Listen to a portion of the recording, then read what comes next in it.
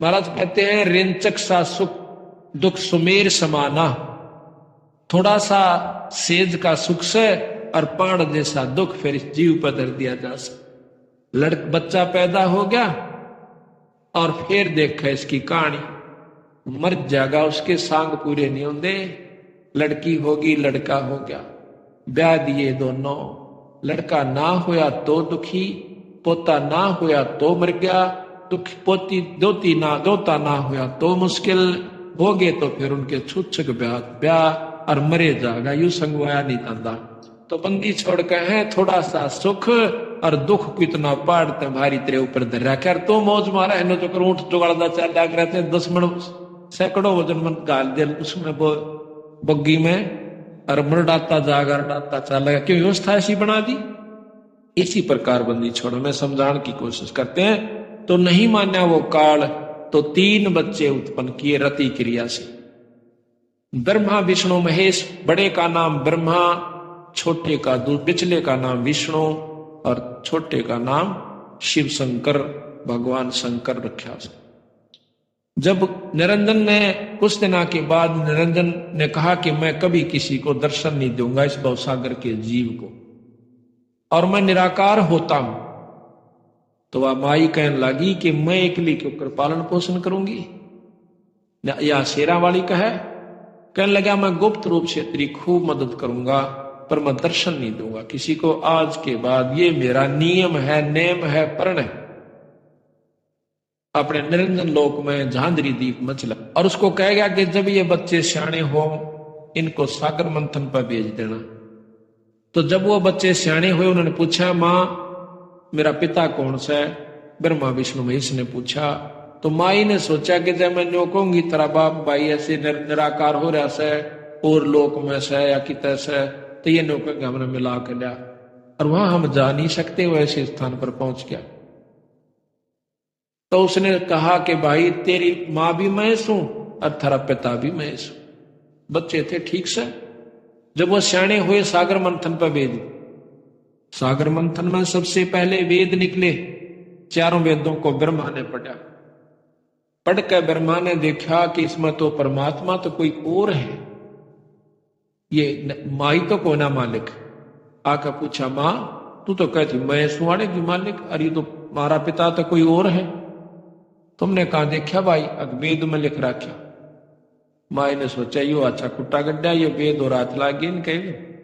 तो कहने लगे भाई है तो, पर वो तुमने नजर नहीं आवे, वो दर्शन को नहीं दे। तो अगर ना लिख रखा इसमें दर्शन दे सकता है, या विधि बितरा की योग की योग साधना करूंगा, आंख मीच कर समाधि लाऊंगा, त्रिकुटी में ध्यान दचाऊंगा और सारी में देखूंगा दर्शन करूंगा। ना बेटा दर्शन को नहीं दे, वो तो बकावेगा, उसका थोड़ा बहुत प्रकाश नजर आ सकता है, वो रूप नहीं दिखेगा।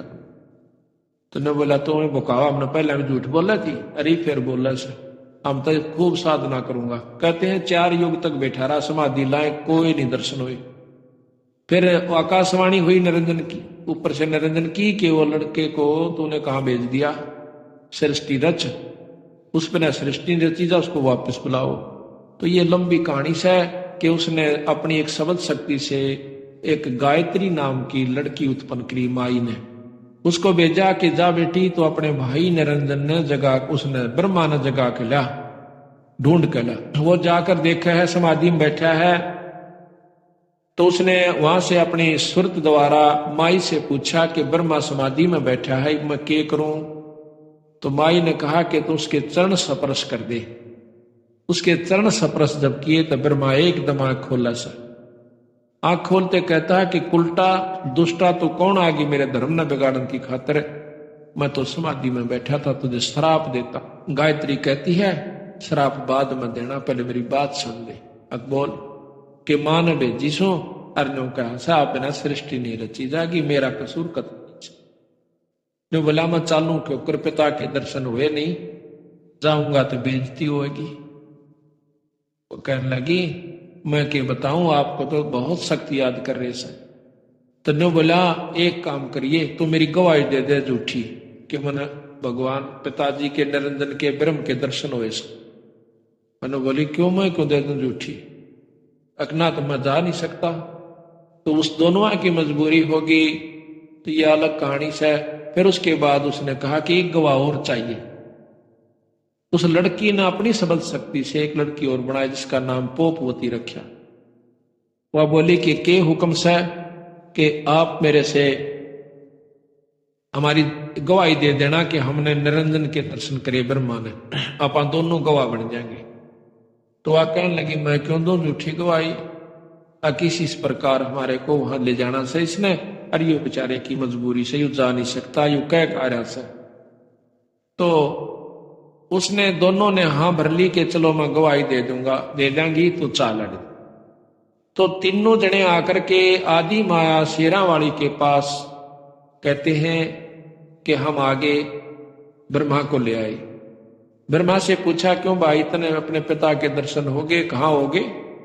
अग भाई गवाह बता कि इनसे पूछ ले दोनों आंख। नित्यानंद जी का शब्द, और बात तेरे काम न आवे संतोष सरने लाग रे, क्या सोवे गफलत में बंदे जाग जाग नर जाग रे, तन सराहे में जीव मुसाफिर करता रहे दिमाग रे, रात बसेरा कर ले डेरा चले सवेरा त्याग रे, उम्दा चोला बना अनमोला लगे दाग पर दाग रे, 2 दिन की गुजरान जगत में चले सवेरा त्याग रे, और बात तेरे काम न आवे संतोष सरने लाग रे, कुबद कांचली चढ़ रही चित पर तू हुआ मनुष्य से नाग रे, सूझे नहीं सजन सुख सागर बिना प्रेम बैराग रे, और बात तेरे काम न आवे संतोष सरने लाग रे, हर सुमरे सो हंस कहावे कामी करो दी कागरे, बवरा ना बर में विष के बन में चल बेगमपुर बाग रे, और बात तेरे काम न आवे संतोष सरने लाग रे, शब्द शैन सतगुरु की पहचानी पाया अटल सुहाग रे, नितानंद महबूब गुमानी प्रकटे पूरन भाग रे, और बात तेरे काम न आवे संतोष सरने लाग रे। वास्तव में यह ऊपर लिखा शब्द कबीर साहिब जी का है, फिर भी हमने ज्ञान प्राप्त करना है। शब्दार्थ, हे मानव, परमात्मा की चर्चा व भक्ति के अतिरिक्त अन्य कोई बात यानी चर्चा तेरे काम की नहीं है। आपको तत्व ज्ञान नहीं है, इसलिए मोह ममता व अज्ञानता की नींद में सो रहा है, यानी परमात्मा को भूला है। जाग जाग यानी संभल जा, और संतों से सत्संग सुनकर आत्म कल्याण करवा। यह मानव शरीर में जीव ऐसे हैं जैसे यात्री किसी होटल में कमरा किराए पर लेकर रात्रि व्यतीत करता है और सुबह त्याग कर अपने कार्य पर चला जाता है। इसी प्रकार इस शरीर रूपी होटल में जीव रात्रि के यानी जीव यात्री के समान है। जब मृत्यु का समय आएगा तब सवेरा हो जाएगा, यानी शरीर रूपी सराय यानी होटल को त्यागने का समय हो गया है। आप शरीर त्याग कर भक्ति न करके खाली हाथ जाओगे। मानव रूपी यानी मानव शरीर रूपी वस्त्र अनमोल है। तत्व ज्ञान के अभाव से भक्ति न करके पाप पर पाप करके इस पर दाग लगा रहा है। इस संसार में जीवन अधिक नहीं है। अपने परिवार के पोषण में तथा धन संग्रह करने में जो परेशानी उठा रहा है, पाप करके धन जोड़ रहा है, मृत्यु के पश्चात परिवार तथा संपत्ति धन बेगाना हो जाएगी। इसे जोड़ने में किए पाप तुझे नरक में जलाएंगे। पाप करके दूसरे की आग में न जलकर मर। सत्संग सुने बिना पाप पुण्य तथा शिष्टाचार का ज्ञान नहीं होता। मानव शरारती बुद्धि का हो जाता है। मानवता को भूलकर अपनी शक्ति के द्वारा निर्मल को सताकर सर्प वाला कार्य कर रहा है, जो तेरे नाश का कारण बनता है। हे सज्जन पुरुष, यह ज्ञान है जो बिना प्रेम व सच्ची लगन से सत्संग सुने बिना नहीं होता। जो व्यक्ति भक्ति करता है तो उसे भक्त कहते हैं, यानी हंस पक्षी जैसा अहिंसावादी कहा जाता है। अर्थात भक्त किसी को कष्ट नहीं देता। हंस पक्षी भी सरोवर की मछली व कीड़े नहीं खाता, केवल मोती खाता है। काग पक्षी स्वार्थवश जीवित पशु पक्षी का मांस नोच नोच कर खाता है, कष्ट देता है। इसी प्रकार सत्संग न सुनने वाला व्यक्ति अध्यात्म ज्ञान के अभाव से स्वार्थवश अन्य से धन लूटता है, चोरी करता है या कष्ट देता है, जो पाप है। हे जीव रूपी भंवरा, विषय विकारों काम क्रोध मोह लोभ रूपी विष के वन न भटक। यह काल लोक तो कष्ट का घर है। उस बिना कष्ट वाले सतलोक में चल, वह सुखदायक बाग है। नित्यानंद जी ने कहा है कि मैंने अपने गुरु जी का सत्संग सुना और उनका संकेत समझ गया जो ऊपर बताया है, अपना जीवन धन्य कर लिया। मुझे मेरे प्यारे महबूब गुरु गुमानी दास जी मिले, यह मेरा कोई पूर्व जन्म का सौभाग्य था। शब्द तन मन शीश ईश अपने पे पहलम चोट चढ़ावे, जब कोई राम भगत गति पावे हो जी। गुरु यानी सतगुरु तिलक अजप्पा माला युक्त जटा रखवावे, जत कोपीन सत का चोला भीतर भेक बनावे। लोक लाज मर्याद जगत की तृण ज्यों तोड़ बगावे, कामनी कनक जहर कर जाने सहर अगमपुर जावे। ज्यों पति भरता पति से राती आन पुरुष ना भावे, बसे पिहर में प्रीत प्रीतम में यूं कोई ध्यान लगावे। निंदा स्तुति मान बढ़ाई मन से मार गिरावे, अष्ट सिद्धि की अटक न माने आगे कदम बढ़ावे। आशा नदी उलट कर डांटे आडा बांध लगावे, भवजल खार समुद्र में बहुरनाथ मोड़ मगावे। गगन महल गोविंद गुमानी पलक माही पहुँचावे, नितानंद माटी का मंदिर नूर तेज हो जावे। शब्दार्थ संत नित्यानंद जी ने भक्ति को सफल करने की विधि बताई है। कहा है कि गुरु जी से दीक्षा लेने के पश्चात परमेश्वर को पूर्ण रूप से समर्पित हो जाना चाहिए और तन मन धन अपने परमेश्वर को पहलम चोट चढ़ावे, यानी प्रारंभ से ही कुर्बानी का भाव बन जाए, तब भक्ति की गति यानी मुक्ति होगी। वाणी नंबर 1। कुछ साधक बाहरी वेश बनाते हैं, वे मस्तिष्क पर तिलक लगाते हैं, माला से मंत्र जाप करते हैं, सिर पर बड़े बड़े बाल बढ़ाकर रखते हैं, कच्छे के स्थान पर केवल कौपीन बांधते हैं तथा शरीर पर लंबा कुर्ता जो घुटनों से भी नीचे तक लंबा होता है पहनते हैं। इस बाहरी दिखावे के स्थान पर अपने सतगुरु को सम्मान दो, उसको मस्तिष्क पर बैठाओ, यानी गुरु का भक्त बनकर प्रत्येक मर्यादा व आज्ञा का पालन करके जनता में उदाहरण बने कि भक्त हो तो ऐसा, जिससे गुरु जी की शिक्षा दीक्षा का परिणाम दूर से दिखाई दे।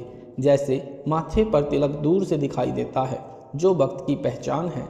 भक्त की पहचान बाहरी आडंबर की बजाय क्रिया से करवाई जाए। शुभ कर्म करे, बुराइयों से बचे, समास के जाप की माला समास से अजप्पा जाप करे, सिर पर बड़े बालों की जटा के स्थान पर सतगुरु द्वारा बताई भक्ति की युक्ति को दृढ़ता से अपनाए। गुप्तांग पर केवल कौपीन से संयम नहीं रहता, संयम रहता है जाति यानी जति भाव अपनाने से। वह अपनाए, युवा स्त्री को देखकर मन में दोष न आने दे, सत्य वचन बोले। यह भक्त का असली चोला यानी भक्त दिखाई देने वाला वस्त्र है। सत्य ज्ञान से पता चलता है कि यह सत्य भक्ति कर रहा है या अपना जीवन गलत स्थान में नष्ट कर रहा है। संसार के व्यक्तियों के व्यंगों व लाज यानी शर्म के कारण भक्ति में बाधा न आने दे। उस लोक लाज यानी यह शर्म कि लोग क्या कहेंगे। मैं सत्संग में जाता हूँ, दंडवत करता हूँ, परंपरागत भक्ति त्याग दी है। इस लोक लाज को तिनके की तरह तोड़कर फेंक दे, यानी उसको बाधा न बनने दे।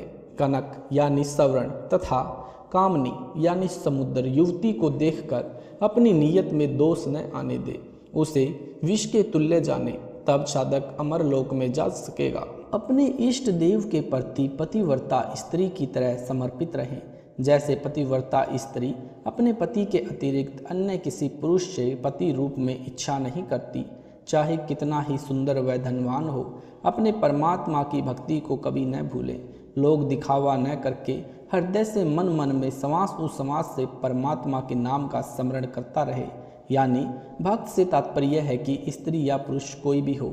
जैसे पतिव्रता स्त्री अपने माई के घर चली जाती है तो वह परिवार को पता नहीं लगने देती कि वह अपने पति को याद करती है। इस प्रकार साधक अपना ध्यान प्रभु चिंतन में लगाए।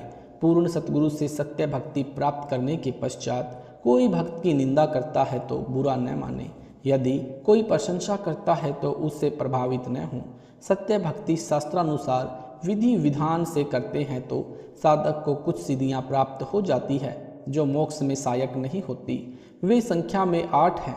उनके द्वारा साधक किसी को हानि किसी को लाभ देकर अपनी भक्ति नष्ट करता है। वह चमत्कार दिखाकर प्रसिद्ध हो जाता है, यानी वह प्रसिद्ध तो हो जाता है परंतु उसका भविष्य नरक बन जाता है। पशु पक्षियों की योनियों को प्राप्त करता है। इसलिए मोक्ष प्राप्ति की इच्छा करते हुए साधक इन अष्ट सिद्धियों यानी फोकट प्रभुता में न पड़ के इनको त्याग कर मोक्ष प्राप्ति के उद्देश्य से इनसे आगे की आशा करें, आगे को बढ़े। इस पृथ्वी लोक के धन वैभव राज संपत्ति की अनेकों इच्छाएं रूपी नदी को रोकें। आडा बंद लगाना यानी दृढ़ निश्चय रूपी मजबूत बंद लगाएं। संसार रूपी खारे यानी दुखों से भरे समुद्र में फिर जन्म न ले। जिस इष्ट की भक्ति गुरु बताता है वह गुरु अपने अनुयायियों को उस इष्ट के धाम में जो आकाश में है पहुंचाने में पूरा सहयोग करता है। नित्यानंद जी के गुरु जी श्री गुमानी दास जी श्री विष्णु जी के भक्त थे। नित्यानंद जी ने उसी की प्राप्ति की महिमा बताई है तथा कहा है कि अपनी साधना की शक्ति को सुरक्षित रखने से सूक्ष्म शरीर जो स्थूल शरीर के अंदर है वह भक्ति की शक्ति से तेजोमय हो जाता है। यदि भक्ति नहीं करता तो वह शरीर मिट्टी के तुल्य था। इस शब्द से यह प्रमाणित हुआ कि जैसे खिलाड़ी जिला स्तर पर खेलते हैं तो खेल के नियम वही होते हैं जो अंतर्राष्ट्रीय स्तर पर खेलने वाले खेल के होते हैं। नित्यानंद जी तो राज्य स्तर पर खेल लेता था, यानी खेल खेला करते थे, उसको सफल किया। हम परमात्मा कबीर जी को इष्ट मानकर भक्ति करते हैं, नियम वही है, हम अंतर्राष्ट्रीय स्तर के खिलाड़ी हैं। संत नित्यानंद जी ने अपने जीवन के अंतिम दिन जटेला तालाब पर भक्ति करके व्यतीत किए। जटेला तालाब वर्तमान में दादरी व झज्जर जिले में कई गांवों की सीमा पर बना है, यानी गांव माजरा, बिगोवा, बास आदि आदि की सीमा पर है। संत नित्यानंद जी श्री विष्णु यानी श्री कृष्ण जी की भक्ति करते थे। उनके गुरु श्री गुमानी दास जी दिल्ली के संत श्री चरण दास वैष्णव के शिष्य थे। पाठक जन पढ़े सृष्टि रचना इसी पुस्तक के पृष्ठ 226 पर आप जी को ज्ञान होगा कि संत नित्यानंद जी को किस श्रेणी का मोक्ष प्राप्त हुआ है। संत गरीबदास जी को परमात्मा कबीर जी मिले थे। उन्होंने संत गरीबदास जी को बताया कि संत भक्त किसी भी स्तर की भक्ति कर रहा है वह आदरणीय है, परंतु जब तक परम सतगुरु यानी पूर्ण गुरु नहीं मिलेगा जो 2 अक्षर का सच्चा नाम दीक्षा में देता है, तब तक न तो उस गुरु की मुक्ति है और न शिष्य की। सत साहिब जी, अगर आपको वीडियो अच्छा लगा है तो वीडियो को लाइक करें, शेयर करें, कमेंट करें और हमारे चैनल को सब्सक्राइब करना न भूलें। सत साहिब जी।